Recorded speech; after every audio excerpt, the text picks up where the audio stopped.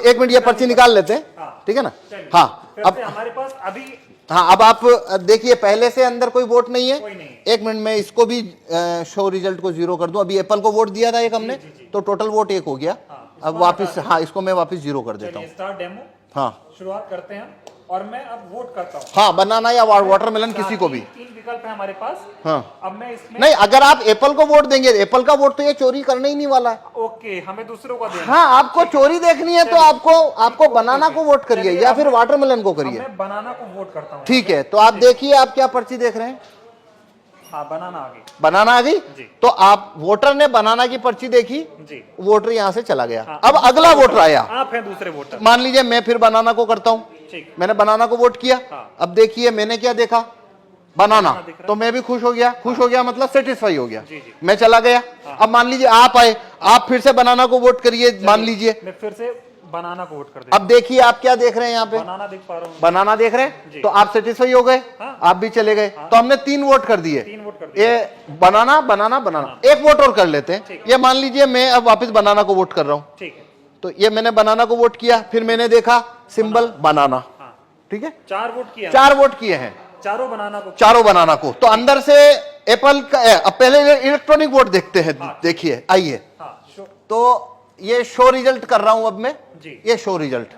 तो total vote कितना हुआ है? 4 वोट हुए हमारे। अब एप्पल को कितना मिला? 3 मिला हुआ है। कौन जीता यहाँ?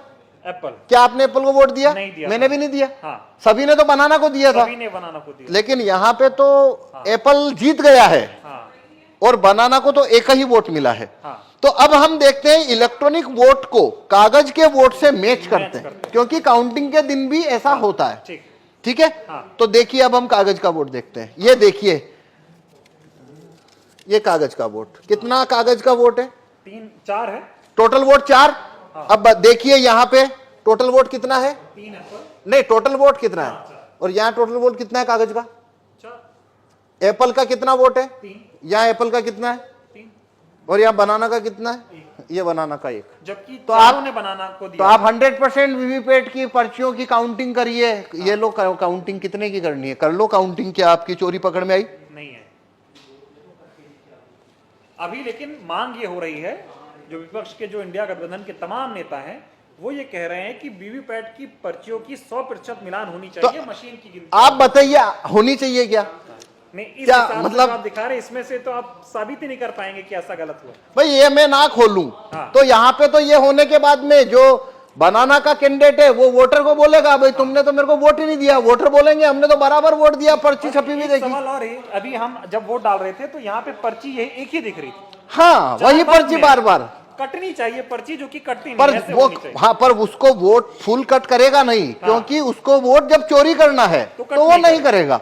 हाँ, क्योंकि वो फिर पर्ची वहीं दिखती रहती है। हाँ हाँ हाँ, ये सारा खेल है। हाँ ये सारा खेल है। और ये इसको जिस सीट के ऊपर आपको वोट जितना चोरी करना है वैसा उसमें कमांड आप भेज दीजिए तो वैसा होना शुरू हो जाएगा। कुल मिला के ये साबित होता है कि ईवीएम को आसानी से हैक किया जा सकता है। आसानी से इसमें वोट चोरी हो सकते हैं और वो कभी पकड़ में नहीं आएंगे, क्योंकि यदि मैं ये खोल के ना दिखाऊं तो आप कभी नहीं, ये साबित नहीं हो सकता कि वोट चोरी हुआ है। चुनाव आयोग खोलने देगा नहीं आपको? तो नहीं, चुनाव आयोग तो छूने ना देता। हाँ, वो कहता है वो जब लास्ट में काउंटिंग होती है तभी वो 5 हर विधानसभा में 5 वीवीपैट खोली जाती है। ठीक है। अभी ये बताइए कि 2024 का चुनाव, जिसे कहा जा रहा है कि लोकतंत्र और संविधान को बचाने का चुनाव हो रहा है, तमाम लोग ऐसा कह रहे हैं, अब की बार अगर बीजेपी को नहीं हराया, अब की बार सत्ता परिवर्तन नहीं हुआ तो बीजेपी ऐसी पार्टी है जो देश में चुनाव ही नहीं होने देगी।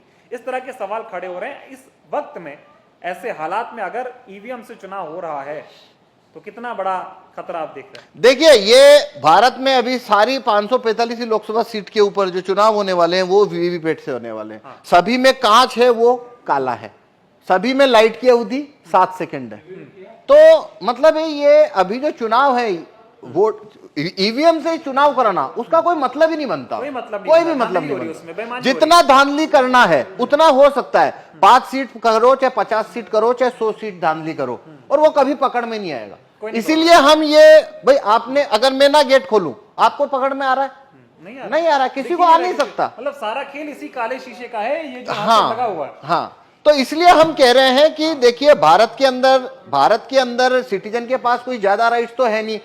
वोट वापसी के कानून, राइट टू रिकॉल भारत के लोगों के पास नहीं है, जूरी में आने की पावर नहीं है, और रेफरेंडम पावर, भारत में रेफरेंडम का पावर नहीं है। एक ही सिर्फ सिटीजन के हाथ में केवल एक ही लाठी है मताधिकार। और वो है वोट देने का कानून, बस इतना सही तो है। न तो वोट वापस लेने का कानून है, न जुरी में आने का कानून है, ये सब तो है नहीं। अब वो एक ही तो कानून है जो सिटीजन की तरफ है, और उसको भी ईवीएम ने उसको भी मतलब डाउटफुल कर दिया। अब तो देखिए ये एक अलग बात है, वो तो एक लेबल होता है लोकतंत्र खतरे में है। भाई यहाँ वोटिंग खतरे में साफ दिख रही है। अब अगर लोकतंत्र जो भी होता है क्या होता है वो एक अलग बहस है कि आप लोकतंत्र किसे कहते हो। पर यहाँ भारत में जो भी है, रूलिंग क्लास के पास सब कुछ है, वोटर के पास तो वोटिंग है, और ये वोटिंग जो है वो पूरी तरह से संदेह के घेरे में आ जाती है। तो पूरा लोकतंत्र ही जैसे आपको वो संदेह के घेरे में आ जाता है। तो मेरे से आप पूछो तो 2024 की में जितनी भी पार्टियां, रिकॉग्नाइज पार्टियां जो कि चुनाव लड़ रही है, या वो उन्होंने ये मुद्दा ही गलत उठाया कि भाई 2024 के बाद में यहाँ पे चुनाव ही नहीं होंगे। भाई अभी कहाँ हो रहे हैं? आपने मुद्दा इसको बनाना था कि काला कांच जब तक है, फेल हो रहा है, बस बटन दब रही है। नहीं तो वो अभी भी तो नहीं हो रहा है भाई। समझ पा रहा हूं। देखिए एक बात समझिए, जो व्यक्ति ये कहता है कि 2024 के बाद चुनाव नहीं होंगे, कि भाई क्यों? क्योंकि बीजेपी की अगर सरकार बन गई तो भाई तुम काला कांच जब तक है तो सरकार उनकी बनेगी, वो आप मतलब तो वो तो बात वही खत्म हो गई ना। वो अभी से खत्म तो हो गया आप वो मुद्दा चुनाव के बाद क्यों ला रहे हो? आप चुनाव में ये मुद्दा रखो ना पहले कि भाई जब तक ये कांच काला है, हमको आप बैलेट पेपर रखवाई है। और रिकॉग्नाइज्ड पार्टी अगर इस मामले को उठाए तो अभी भी इतना वक्त है कि ये